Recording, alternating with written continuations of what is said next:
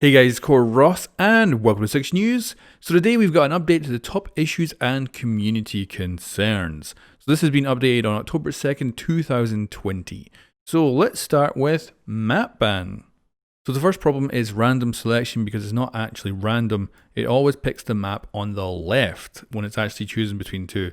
So this is of course an issue and they're looking to fix it in this season, but they don't have a specific one yet, so it'll be in a future patch. This is going to be continued to be an issue for at least a patch or two into the future. And then the other issue with map ban is that the map representation is kind of off as well, where it's not really kind of balanced. It's not showing the maps evenly. So again, that's going to be fixed, but this one does have an actual target patch of the next patch, so that'll be the next update. We'll be fixing that. However, I did notice when I was going through this, they say that this is the PC update 3.2, but then they say console is 3.3 for something down here. This probably means, because it's happened the last couple of seasons, that the console will skip this patch and it'll get bundled with this one. So they don't mention that up here, but I think that is what's going to happen there. Then we've got the inverted audio, which they say is now fixed.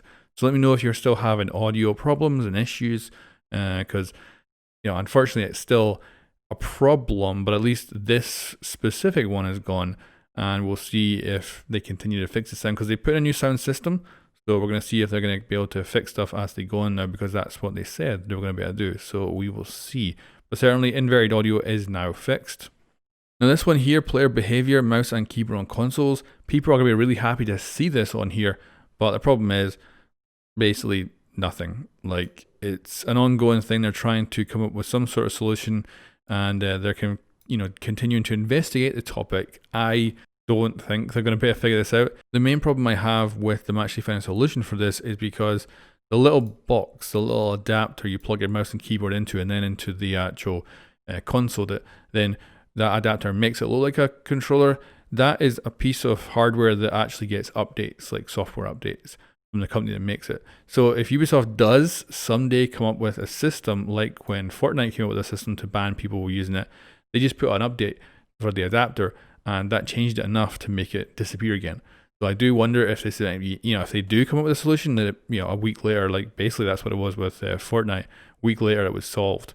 So I'm a bit worried that they might well come up with a solution, but it immediately gets kind of countered, which is my worry. But we'll see. Like I say, it's ongoing. To be honest, this here doesn't have any information in it and whatsoever, and it could be years before they even try anything. And they've got DDoS on consoles here. Now, they don't say specifically what type of DDoS, and if this is against the server, I think they're doing an okay job when it comes to catching people. Like we've seen that ban wave at the end of last season. That was good to see, but the problem is it's still ongoing, still happening. And the other kind of DDoSing is targeting players specifically, most likely the Xbox players, because unfortunately the party system in that gives away your IP. So it makes it much easier for you to be attacked. And there's now online databases that actually let you look up a gamer tag and it then shows the IP. So it's very easy to DDoS, unfortunately on Xbox, but it's going to be a lot harder to detect because they're outside of the Ubisoft ecosystem when they're targeting individual players. But if they're attacking the servers, they will eventually get banned. Just means they have to get enough data on who's doing the attacks over a course of different games, because of course those IPs attacking the servers are not the IPs from the players if they're using a distributed denial of service attack. So yeah, bit of an issue. I would also love to hear an update on servers, because they did appear to switch over from Microsoft to Amazon servers, but they haven't said anything. And there's also been a lot of server disruption recently. I would love a little post just saying like this is the current situation, because I don't think that's all DDoS related. Maybe it is. That's why I would love a little update. Because it might be that maybe they are still using Microsoft servers, maybe they're just having some disruptions, or maybe they switched over, maybe they're having other disruptions. I'd love to know.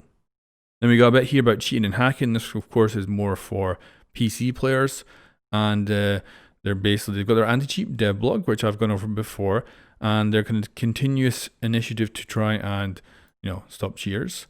And they call it some sort of task force or something like that in their little blog.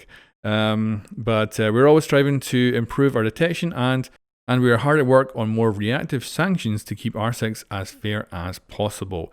we started using new identification methods and proceeded to issue ban waves based on those results. Now, of course, a lot of this stuff is vague. This could mean like hardware bans or different ways of detecting players if they try to switch accounts or stuff like that. Or it could be that they're identifying cheats better or something like that. So yeah, all a little bit vague, but they need to be vague when it comes to cheaters. They can't go telling everyone what they're up to. In the last months, we have sanctioned 4,000 players from blatant cheating to closet cheaters. So yeah, ongoing, and yeah, that's unfortunately the case on PC. Hacking, cheaters, constant thing all the freaking time. Now this here I'm actually surprised about because I didn't notice. So the BattleEye ticker is apparently not actually working when it comes to the little thing that actually says that someone's been sanctioned. So the system displaying sanctions being applied to cheaters and toxic users is currently disabled. We are working on a fix and hope to reactivate it soon. So we'll see that in the next update for PC, and it'll be bundled with the 3.3 for consoles, which will be the next one for consoles after that.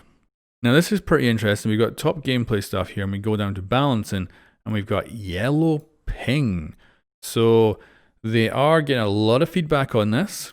So they're thinking about doing stuff, but all they say right here that they are actually doing is we are ready to add the yellow ping to in-game replays in order for everyone to understand that your position was known to the enemy team via this system. Now, this, I don't like how they keep saying this. They did this in the patch notes as well on the test server. They called it the in-game replays, but it's not like not the match replays. They mean the kill cam. So when you see yourself getting killed in the kill cam, and I've got a clip here to actually show it from the test server, it actually shows the ping that was given. And as such, you should be able to see all the pings given when you are killed by the enemy team, so that you can see, oh, I got killed by yellow ping.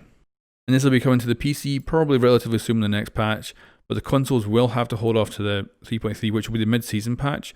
So that could be like quite a while away before you actually get that on console. That's a bit annoying. Like, this is annoying that they keep skipping that patch for console every season. I don't know why. Like, I do know that it costs a bit of money, it's a bit of time to get it over to console, but like one patch in a season? Like, is it really saving much? So the developers seem to be listening to feedback here and do understand that it is a powerful feature, but it doesn't sound like they have any major kind of ideas to change it. Although they do say we are also exploring additional solutions to try to make the feature feel less one-sided. Now, I guess what they mean by one-sided is, of course, there's no warning. If you've been yellow pinged, there's no way to know that you've been yellow pinged. So I wonder if they will add something on here to let you know. And it could be that maybe if you're pinged and that ping is like within maybe 5 meters of you, you would get an audible cue saying you've been spotted or something like that. You know, just to give it a way of knowing you have been spotted. That would be a handy way of doing it. Or it could be that every time a drone pings, maybe it makes a noise or something like that. There's a few things they could do, but right now, of course, they have no plans to implement this news thing, and we'll have to wait and see for maybe mid-season or maybe later. Then we've got blurry holographic sights. So when I did my video on the new sight system and kind of explained it all, I said that the new sight system was using a new kind of way of rendering it as part of the HUD rather than because it was all rendered on the weapon itself, whereas the actual optics are rendered on the HUD. So and that makes it look not as good as it did before. So they're looking at trying to improve that, and apparently with 3.2 it will be improved. So yeah, we'll wait and see. Like, if you want to, you can jump on the test server right now and actually test out that patch. Now this one here is actually rather interesting. It's runouts. So they did mention at the start of Shadow Legacy that we're going to look into a gauge system for runouts. Now I'm not sure how it will work because we haven't seen it in actual usage yet, but I think if it's a gauge system, that when you run out, that gauge will go up and you'll be spotted. And then if you go back in, I'm thinking the gauge will slowly come down so that if you run out again, it'll just go straight up and immediately spot you. So that maybe there'll be, if you're just popping in and out all the time, you'll be spotted pretty much continuously type thing. But if you're maybe just doing one little run out, you don't get spotted. So yeah, we'll see if that ends up being the case. But they're also saying here they're looking at tweaking the duration time of undetected runouts as well. So even just the initial one might be shorter. They are looking at changing this in season 4. So next season that will be implemented. We'll see this gauge system, and we might see this tweak to the timings. So yeah, I'm happy with that, especially a gauge system here. If it does work like what I just said, I think that'd be quite good, because it just stops people kind of bouncing around and feels a bit more, I don't know, more consistent maybe. But yeah, we'll see. Then we've got improved flash detection and consistency. So they've been over this before. What they're hoping to do is make like the light from the actual flashbang bounce off surfaces and stuff, so that you can't just like hide behind a couch or things like that. That will actually kind of judge the flash based on kind of a ricochet system. Now, I don't think this will be as complicated as like ray tracing or anything like that. It'll probably, to be honest, be quite simple, where they go, oh yeah, you're behind a couch, you're flashed. You know, something like that. But anyway, they're going to be looking at fixing this apparently year 5, season 4.3 or later. So that'll be mid-season of season 4 of year 5. So that would be potentially kind of like December or January. Then here we've got a couple of diffuser stuff. So diffuser plant detection improvements. I've noticed this, like when I go into an objective and I try to plant, when I first get in there, or maybe if I get up to get, you know, close to the bomb or something, it won't show up as the ability to actually defuse. And I got to kind of wiggle about a bit. Then I'll go, oh yeah, now you can defuse. And apparently they're looking into fixing stuff like that. And the target is season 4. But this one here, diffuser retrieval improvements are looking to actually get done for 0.3. So that'll be the mid-season for this season.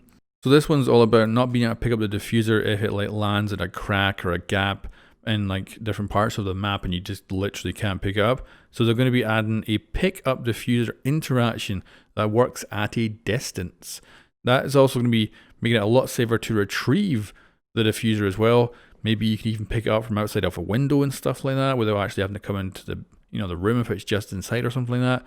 So yeah, that could be quite a big change overall, but a good improvement to the game nonetheless.